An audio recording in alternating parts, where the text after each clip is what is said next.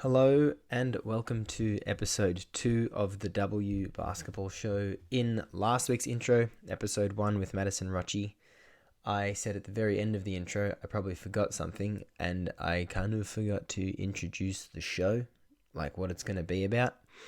But last week did give a pretty good indication of what the episodes will sound like. So the W Basketball Show is a podcast that is a basketball podcast, but there are a billion different basketball leagues in the world. So this show is going to focus on the WNBA, the WNBL, EuroLeague, potentially some domestic European competitions, but maybe not as well. The Australian Opals in international play, and then the Australian Kangaroos in 3x3 play. Probably not so much time on the 3x3 stuff, but yeah, those other leagues/team that I mentioned, that will be the focus of this show. And I'm still looking for an intro. Well, I know what I want to make the intro, but it's illegal for me to choose the song that I would like. So I'm looking for someone that's proficient in Ableton to make me a little track. So yeah, it's still a bit of a work in progress, but don't let that deter you. Today's episode, I have Sara Blicavs on the show, and man, I don't need to introduce this episode. It's so good. So enjoy it. Enjoy the next 38 minutes of your podcast, our podcast. We are now joined by Sara Blicavs of the Melbourne Boomers. Sara, how are you today? I'm very well. Thank you so much for having me. No, thank you for coming on the show. You guys started your training camp yesterday, I hear. Yes. How is that going? Is everyone on the team in Melbourne right now and training with you guys, or are you still waiting for some players? We're still waiting on our two Americans. They should be here. I'm actually not too sure. I think in October sometime. Mm-hmm.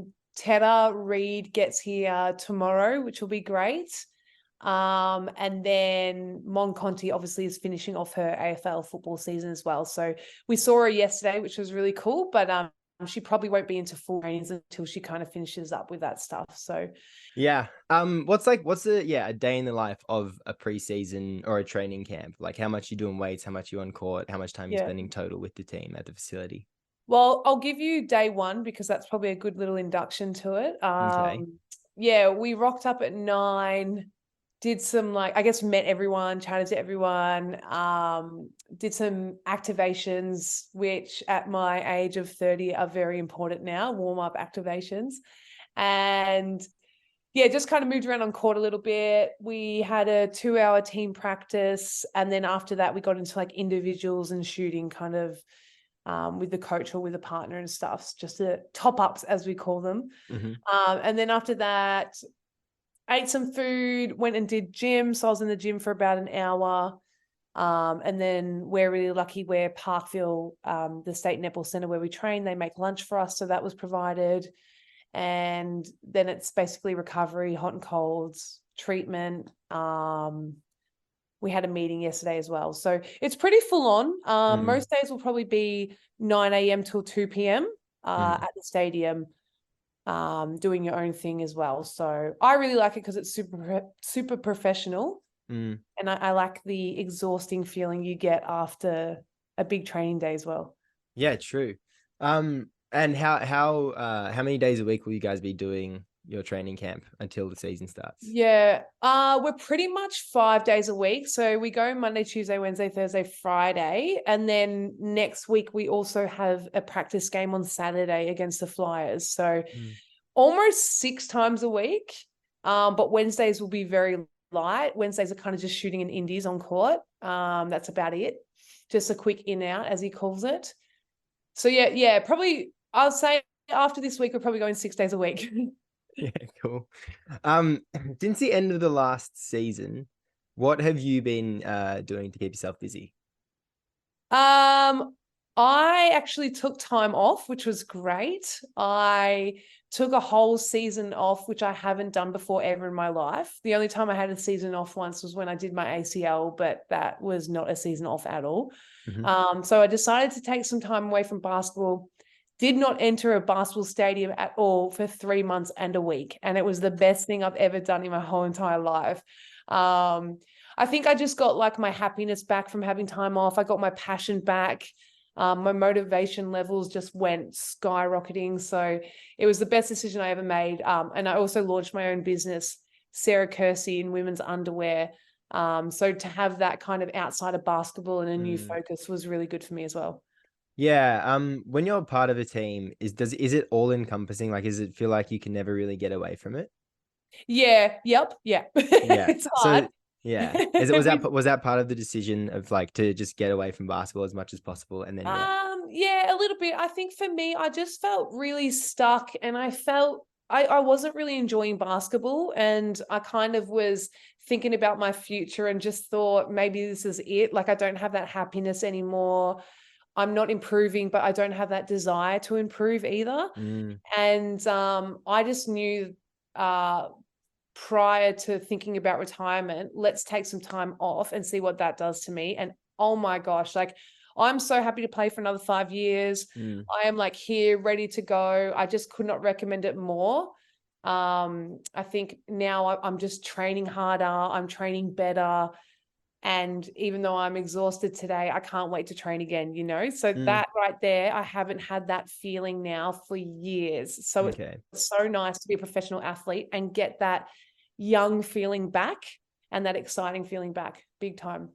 Yeah. You said you kind of lost the desire. I think I might be misquoting you there or something along those lines to play basketball, but you were exactly a year ago now representing the Opals at the World Cup in Australia. And last season, you and Southside had a pretty good season. Well, pretty good season. Yes. And you were playing good basketball. So number one league, watch out. But also you made the WNBA finals with Southside last season. That was your last game. Your next game is with Melbourne in like a somewhat rivalry match against Correct. Southside. So what are the feelings? What are all the feelings that are going into that next game? Oh, honestly, I am so anxious. I'm terrified. I'm feeling stressed, but I'm excited. Look, it's going to be very weird for me. I've been in that Dandenong Rangers Southside Flyers program for 8 years. So that's been majority of my career, that environment, those people, everything. So for me to now play against them as the rivalry team, because Melbourne and Southside don't get along all that well, that's really, I think, I'm excited for it. But again, like I said, it's just going to be a really weird feeling entering their stadium, which used to be my stadium, seeing all the people I used to play with, and then having to turn my mentality into, no, I'm competing and I want to win. So that's going to be challenging for me. I've already queued up a meeting with my sports psychologist. So that's locked in a couple of weeks' time. So I'm excited to get to talking to him. I think also what's beneficial is that we actually have a couple of practice games against Flyers through October. So I think getting all that getting the nerves and the kind of shit out of the way prior to actually playing them in a proper game, I think that's pretty handy. Yeah. Also, was the switch to or just finding a new club, was that part of like trying to refine the love of basketball? Yeah, absolutely. Big time. For me, I felt very stuck and stagnant in that program. I just felt like I wasn't giving my all, but I didn't know how to either. And I think just like anyone in any career, you know, you hit a point when you've been with someone for so long that it's kind of time for a change and a new voice. So I definitely knew I was going to leave. And for me, making the decision to come to Melbourne, Lukas has always wanted to coach me throughout my whole entire career. So I thought, you know what, I'll finally give him the chance to do so. I owe him that much. And for me, I find him just like such an awkward dad and I adore him. So I'm like, I've already made him laugh like 15 times in the last 2 days. So I'm rapt to just be playing under him. And also Christy Harrow being the assistant coach. I mean, that's elite level basketball coaching right there. So I'm really excited to get into that program and that style of play too. Great signs. Yeah. Also coming into training camp, what's the someone like Christy Wallace, who's just come off a WNBA season, how how ready is she, and how ready are you? Do you feel? Yeah.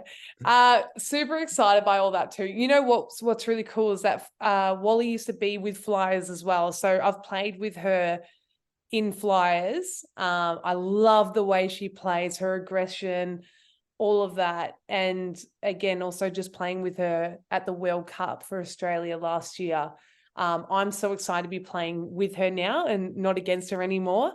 And I just rate her so much as a player, and anything I can do to help her blossom even more, I want to do that for her. So super excited to be back playing with her. And then we also have a few Flyers girls that has actually made the crossover as well. So Mon Conti came to Melbourne Boomers, and then Amy Rochi's come to Melbourne Boomers as well. So rapt to be playing with those two again.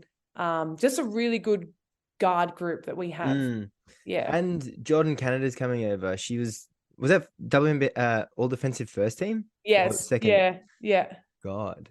Yeah. She's Oh my unreal. God. Yeah. Not even just defensively, but passes the ball super well, great at assists, great at pushing the ball up the floor, really intelligent, but also can find her own too. So she's someone that I'm really excited to play with and just see what she's all about too.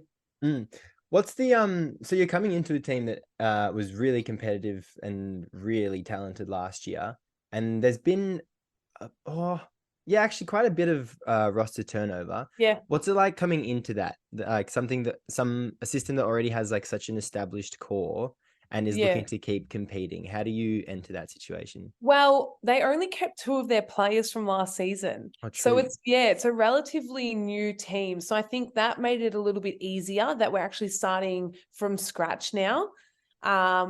Which then in turn makes it a bit harder because now it's all about trying to gel and get that culture with that group that we have. But Chris did a really good job at recruiting good humans. And I think good humans, no matter what, the culture is going to be great. So I'm not worried about that. I already feel like even after day 2, we're doing really well at gelling together on court. So that's really nice.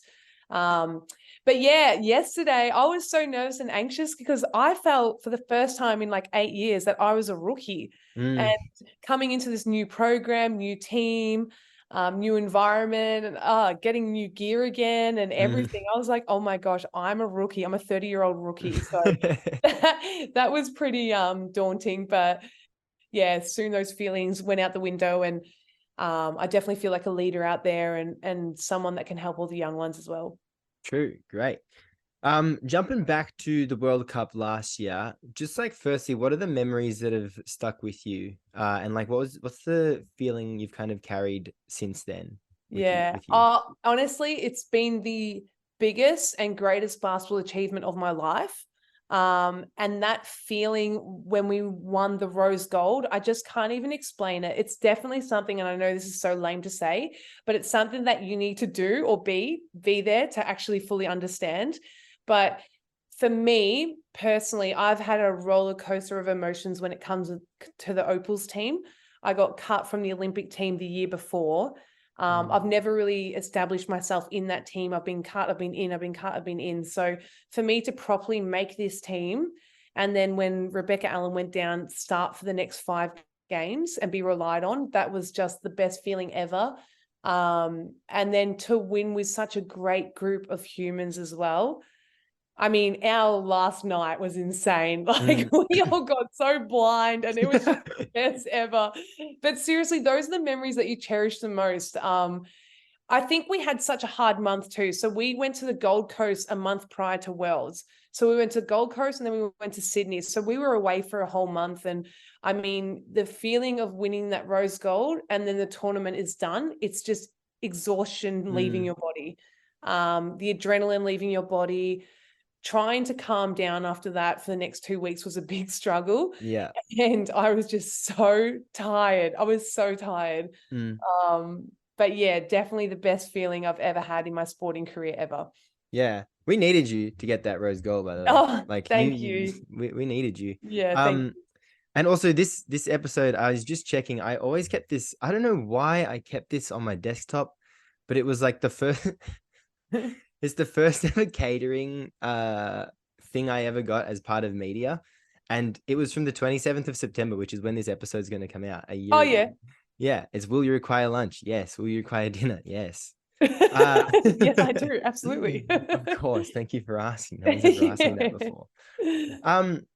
Yeah, I've I as a member of the media, I felt it, like being in the media tribune. There was like a feeling in the arena, and like, man, basketball in Australia is so good right now. It's really good, man. Like the national boomers, we're building, but the opals have been good. Like, I can't Yeah. remember the opals ever being bad. Yeah. Yeah. So after that experience, having such an important role in the team, how do you feel taking that momentum to potentially selection in the 2024 Olympics? And then also, what do you feel about the Opal's chances of having a podium finish in Yeah, that's a good Paris? question. It's hard because even though I managed to get to where I was, I still don't think I'm a shoo-in for that Olympic team, and I never will. I never feel like I'm going to make that team. So, I mean, I want to, and I feel like I deserve it, but you just always, as an athlete, always have that second guessing feeling anyway. So, I think for me, just focusing on having a really good WNBL season is priority for me. And just not overthinking it all. I think I'll just go into camp. I feel like a bit more of a leader, and I'm at that point now where I know what Sandy wants from me, and I know what I can give for the team. So I think if I just play my role well and make sure I do those things well, I'll have a chance of making that team. But Paris is so high on my priority list. I made obviously Tokyo Olympics, but the COVID Olympics, I want to know what a real Olympics is like. Yeah, that was a great experience. I loved it, but we weren't allowed to leave the village at all. So just to try and experience what a real Olympics would be like would be super cool. And I think we have a really good shot of medaling again.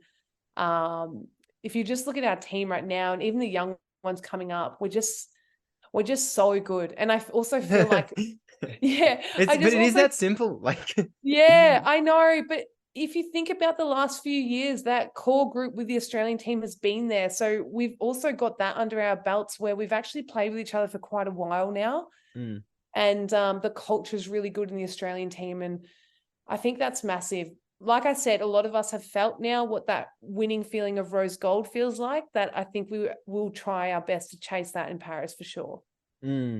So, like, looking at the landscape, there's the North American team. Belgium's killing it right now. I was at Eurobasket. They were like scary. Like, they were like not only well coached and playing together, but just their talent is just like, yeah. I mean, you can't replicate Alamand, Van Loo, Messerman, yeah, she's good. and Linskin's like, you can't repeat those people. France is always going to be good. Spain's going to be good. I still like our chances at finishing top 3 though. Yeah, I do too. I mean, look, it really comes down to, the thing is, you have to play one game well. And sometimes you don't have the luxury of, we get to play this team 3 times, over the course of however many months. It's like you have to play well that day. And so much shit can go wrong. I mean, there's injuries. We played Belgium without Messerman in the quarterfinal. I mean, that's a huge blow for them. But injuries are a huge thing. Fatigue is a huge thing. Sometimes your team just doesn't click that day. So it is really difficult because it doesn't matter who you are, you've got to be able to play well on that day. And that's why these tournaments are so massive. And that's why mentally it's so draining, because you're so focused and so switched on for that whole time, because mentally it's more important than physically.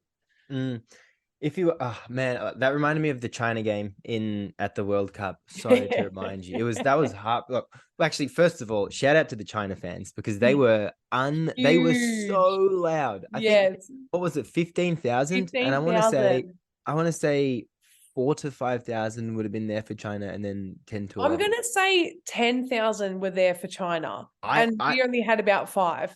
I actually think that's just how loud they were. I Yeah, think yeah, they were in yeah, unison. The yeah, whole yeah. crowd knew like every single chant. It's like they've practiced that before, right? It's like they had home court Yes, in the yes. semi-final in the World Cup in Australia. They were like that was electric. They brought a great atmosphere. But that was the game that I immediately thought of because I feel like that was one of those, not everything going wrong, but like Han Shu was like Yeah, just yeah, hitting every single yeah, mid-range. I think she had a third of their points or something. yeah. So yeah, that's instantly where my mind goes. But yeah, and I don't want to discredit them for having the good game at the right time, but I feel like that was our game. Yeah, well, we played them maybe like 10 days prior to that in a practice Mm, game, and we beat them as well. And it's hard because China are tough. mm. And when all of them are on, it is so hard to stop. Their guards are Yeah. so quick. That whole tournament, I even got told by a few people, like, you're a defender, Sarah. And I was like, yeah, I'm thriving off my defense right now. I could not guard one of their guards at all. She just blows by because they can all shoot the shit out of it as well. Mm, So they can shoot so well, but then they can rip drive really, really well too. And then, like you said, Hanshu was just on, like, right mm, from the get-go. But was pretty, oh, that game was pretty tough because at the Olympics, they beat us by 2 points on the buzzer at mm, the Olympics, or 1 point. I think it was 1 or 2 points on the buzzer. They beat us, and it was like drama. And then for them to do the exact same thing pretty much at mm. Worlds, it's like, okay, that's right. That's it. Like, we've got beef with China now Yeah, for yeah, sure. yeah. That's our rivalry. Like, oh, I hate them. Mm. So does that make you want to play them more? Those like ones that are just like 2 points, 1 point away. Yeah, yeah, for sure. I think for me too, like, I struggle a bit playing against China, just because of the physicality, but how quick they are as well. Yeah. That for me, it's like I need to overcome that, and I want to overcome that, and I want to play well against them. So I also think, we never got a shot at USA, and that's what sucks. Yeah. So China then, they celebrated like they'd pretty much won, and it almost looked like, that's it, they've won the silver. They looked like they'd lost their drive to try and beat USA. They were just so happy that they beat us. And I think that's kind of gut-wrenching because we never got a shot at USA. And if we beat them, then at least we could see how we go, with America as well, because they had an easy run the whole campaign. Easy run. Like, their pool was just ridiculous. We had the pool of death. They just had this cruisy little pool, beat every team by like 40 points, and then just won the whole thing. Mm. Like, oh, at least let us give them a crack, Yeah. Did we play Serbia? Am Yeah. I going crazy? Yeah. Do we beat them like 68-62, or was that them v France? Yeah, no, we beat them. No, we beat them by, gosh, I don't remember, but it wasn't that much. That was a very tough game. Yeah. Yeah, very Okay. physical. Yeah. I'm meddling all these games together. France were Um, the only team that beat us in the pool rounds. yeah. Yeah. Yeah. Um, when you are back to having the right game at the right time, having the whatever you said earlier. Yeah. Yeah. When you are on the other side of that, having the bad game, like as a team or as a player, how do you try and like what's the adjustment you make either mentally, physically as a team to kind of not let that get you down and to try and be resilient within the game? Yeah, it's hard. I mean, that's what makes a great basketball player. Like, that's really Mm, tough when you're down. I think teams vibe off each other so much that when one person is down, it kind of drags the energy down throughout the whole team. So it's just really important to have like 1, 2, or 3 players that are constantly positive and constantly energetic and, just above the average the whole time, because if you don't have those crucial people, then it's very easy for the whole team to just go, and we're mm, down. But in saying that, again, it's like trying to get out of your own head and trying to think about the team and trying to just work out ways that can help with you. I mean, I work with a sports psychologist now, and I've been with him for years, and like, he helps me with all this stuff. Like, my outlook on life is just so positive and so mm. meh. Like it is what it is, Yeah. but I play better when I'm in that really chilled mindset. So, yeah, it's tough because that's all individually focused, and that's something that everyone just kind of needs to work out. But if you're playing for Australia, I mean, we don't have time for people to drop their head or negativity, so like snap out of it and like move on to the next play. Who were those positive influences at the World Cup? I like to think I was one of those. I think so as well. Tess Madgen was unreal. Mm, She just, her leadership on court, even if she wasn't playing, but her leadership on court, off court is just phenomenal and such a calming presence. So when we were rattled, it's like in Tess we trust, and it doesn't mean that she's necessarily scoring for us, but she'll hold the ball, she'll direct us and just naturally relax us. So I think she was really good for us in that aspect, and I really rate her as a leader. I think that's something that she's stepped into really nicely. I mean, Sammy Whitcomb's always super positive as well and super upbeat and energetic too, which is good because she plays a lot of minutes as well as the PG, and yeah, when she's up and about, she's hitting her threes, and that's really important. I thought Annalie Maley was really brought a lot of energy as well. Like she was she didn't get as many minutes as she was used to getting at Bendigo.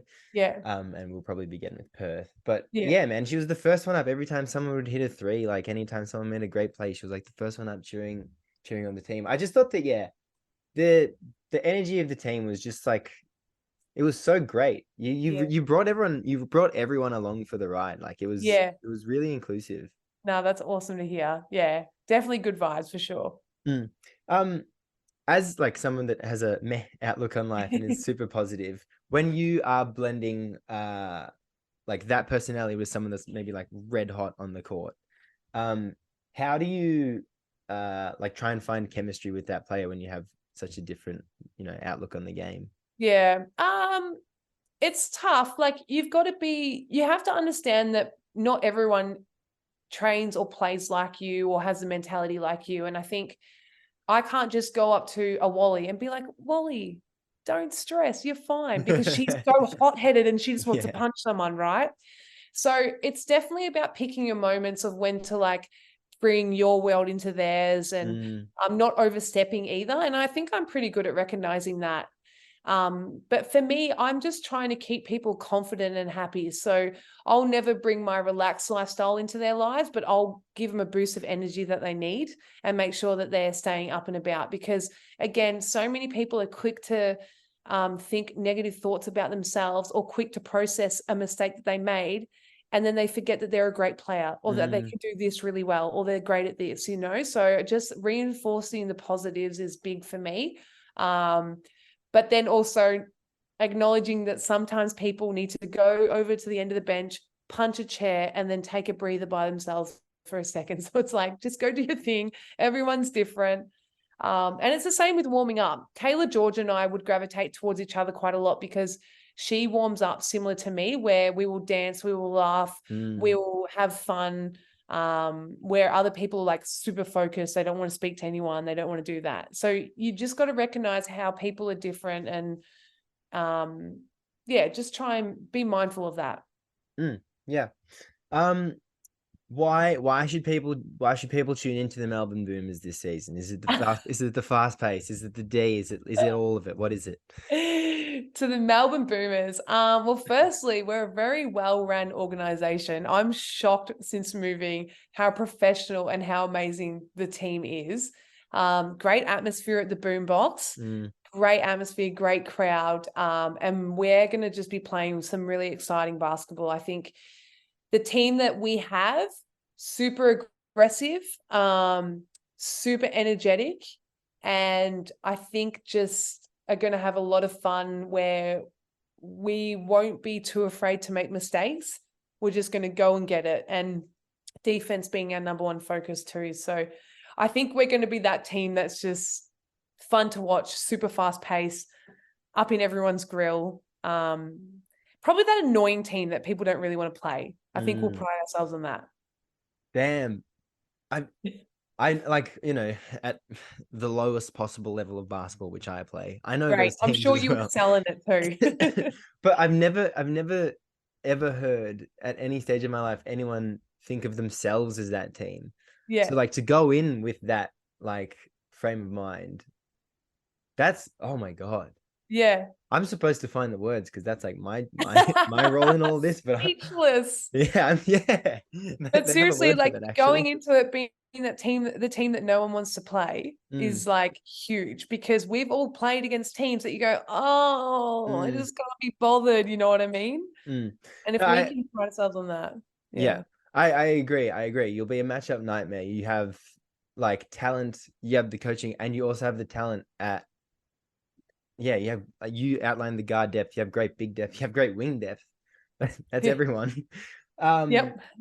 so yeah, no, I think yeah, Melbourne will definitely be one of the teams. Man, I don't know who's favored to win the championship, the WNBL championship, but you guys would have to be up there. I think you might have to be very Townsville for good. sure will be the favorites Oh, this year. true. Reigning champs and who they've recruited is just ridiculous. True. But is there enough ball to go around? I don't know. Who are you watching around the league? What other teams? I mean, everyone's dangerous and scary. I think Townsville, obviously, what they've done well is they've recruited a bench five that could probably start as well. Mm, And so it's going to be tough where when they sub, you're bringing someone just as good on. That's going to be the hard part. And obviously, they're so well drilled under Shannon too. Sydney are going to be tough. Guy Malloy over there recruiting some of the Boomers girls as well. And, they've got some good height to them, good aggression as well. So they'll be tough. I mean, Flyers are always going to be good no matter what. Yeah, I would say those are the three main teams. But then again, I mean, Adelaide, no matter what their starting five is going to be great. Perth, no matter what their starting five is going to be great. Um, I don't want to not mention Canberra. I'm sure Canberra's going to be great. They've got Jade Melbourne. I mean, she's unreal. She gets triple doubles. So, mm, yeah, I just think, you know what? It's like one of those times where any team, again, like any team can just come out firing. I mean, mm, Bendigo last season, they came out firing and they were on top of the ladder for like the first half of the season. And then the rest of the teams got their shit together and then dropped off. So I think like the start of the season, as much as you want to win games, you can't count how that's not how people will play sometimes, you yeah. got to like get a few games under your belt to gel and all that stuff as well. So I'm not sure. It'll be good. Be a good Mm. season for sure. Yeah. Yeah, it'll be a great season overall. Yeah. Man, like not only do we have like great homegrown talent in the Opals and just Australian basketball more generally, but the imports we get are so good. Yeah. Like Yeah. this season will be awesome. Yeah. A lot of WNBA talent too, which is great. Well, speaking of WNBA talent, the WNBA playoffs are on right now. Round 2 started Monday Australian time, Yeah. which Monday 3 Yeah. a.m. Monday I morning think Australian time. Yeah. Australian time. Since last episode, I think I was right on both my predictions. Marco was wrong on one of his, so suck it, Marco. But what have your what were your takeaways? Let's start with Connecticut and New York. Yeah. As you've mentioned, Beck Allen and Sandy Brondello Yeah. already coming up against each other. What are your takeaways from game one? Like that was, I think, Crazy. yeah. You know what? Like Connecticut have nothing to lose, but for them, the fact that I thought they played a really great team game and having Spider step up like that was massive because they needed that extra player to do something. And I think for them to be able to beat New York again, Spider has to do the same thing, or they need their benchy in like Dejanay Carrington to do the same as well, step up. They need just an extra player on top of Duana Bonner, Alyssa Thomas, and all them. I didn't think they would match up that well against JJ. I thought JJ for New York was going to dominate, and that would be like their weakness. But I like Alyssa Thomas is such a great player. She guards Brianna Stewart so well. So removes her out of the picture, they ended up guarding Sabrina incredibly as well. So that's two massive players that can win games for you. But then again, I mean, Benija Laney, she didn't have a great game, so I'm sure she's going to come out firing. But then it's back at Connecticut, isn't it? So it's going to be, yeah. I don't know. I can't actually predict this game. I can't. No, I'm with you. Yeah. A little bit of me is like, oh, I kind of want to go for Spider and Connecticut because they're the underdogs, you know? You said, yeah, Connecticut have nothing to lose, and just like a team led by Alyssa Thomas with nothing to lose, that is just like a match made in heaven. She plays so free, like she's so, yeah, she's just like she's playing her own game out there, and she just like she sees the court in like rhythms and shapes, like she's looking at the game completely differently. Crazy, and it's like so slow for her, which is unreal. Yeah. And then, Beck Allen had such a good game one. Some of those threes were cash. Yeah. And like some of those threes, I was like, there's no way she's going to shoot that. Like 19 seconds on the shot clock. And it's like, it's like you can hear the snapping sound. Like, it's just the bottom of the net. I think Stewie will come out like with a renewed, like you can defend her well, but it's Brianna Stewart. Like if she has a great but game, also in saying that though, it's Alyssa Thomas. Yeah, she's true. An incredible defender. Yeah.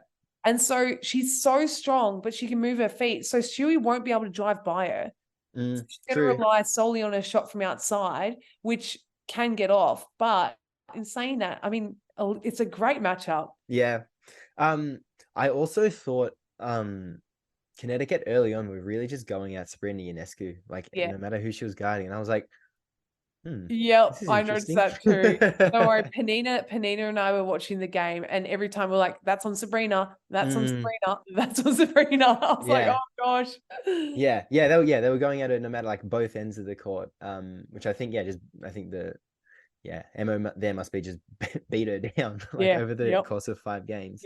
What do you think of Jonquel Jones calling out the refs at the end of the third quarter, start of the fourth quarter interview? We were talking about that today, actually. Surely that has to be a fine, because I know in WNBL we're not allowed to do that, because then we'll get a fine. I think she was just being a big sook, to be honest, because one call was probably bad, but other than that, they ref the game really well. Yeah. So it just happens to players, you know, they're losing, they're unhappy. We need someone to blame the refs. Yeah, I agree. I think Connecticut love making it a physical game, and it's like it's round 2 of the playoffs. Like it's you got to match them. Like that's just how the game is going to go now. Yeah. I also think like Sabrina and Duana Bonner gotta. It's annoying me how much they're complaining about foul calls, because like every time they're just so complaining. Yeah, everyone's getting hit on every single possession. Yeah. Knowing and having played under Sandy Rondello, what do you think the adjustment will be going into game 2? Oh gosh. Oh gosh, you're asking from a coach's point of view. I'm not a coach at all. Okay. I think for New York to be able to win, they're going to need Benija Laney to step up, and they're going to have to rely on their benches a bit. So like you're going to have to put faith in Steph Dolson, in Maureen Johannes, in those kind of players, and let them play a little bit more, so then your starters can actually have a bit of a break as well. I think, you know, game 1, they just relied on their starters and gave confidence to the starters, but your benchies need to be able to play as well, because it's not just a team of 5. I think I agree. I think I would like sub out Ionescu early for Johannes or Thornton. Probably Johannes, just to like, someone that just plays the game so freely, because I feel like you got a bit rigid in game 1, and there was I think it was too much system. Like the players weren't free. And then to re-enter Sabrina when Connecticut's bench comes on, and then fire on them. But man, I know it's one game, and like New York, New York, Las Vegas has been the story all season, but I don't know, man. There's still also a part of me that's like, is Connecticut favorite? Am I Connecticut win? Crazy? Massive. Yeah, massive if they win. Oh my gosh. Yeah. And yeah, the Las Vegas Aces and the Dallas Wings. Did you watch game one? I watched the first quarter of that game, but I knew the score already. And after the first quarter, I was like, oh, Dallas will for sure losing. They just looked really sloppy. They looked very individual. They didn't look in sync. I mean, they're a young team, so it could have been nerves as well. I'm sure they'll challenge Vegas a lot better in game two. But I think Vegas are just way too tough for Dallas for sure. They're so good, man. It's so fun to watch them play. Yeah. And Asia's just on another level right now. Yeah. Yeah, no, I don't even think there's anything to say. Yeah. Vegas is just the league above. Yep, she absolutely is. I agree. Yeah. Okay. Well, I guess that's that on that. Sarah, thank you for joining me today. Thank you, Lukas. Appreciate it. Great chat. Awesome. See ya. All right. See you.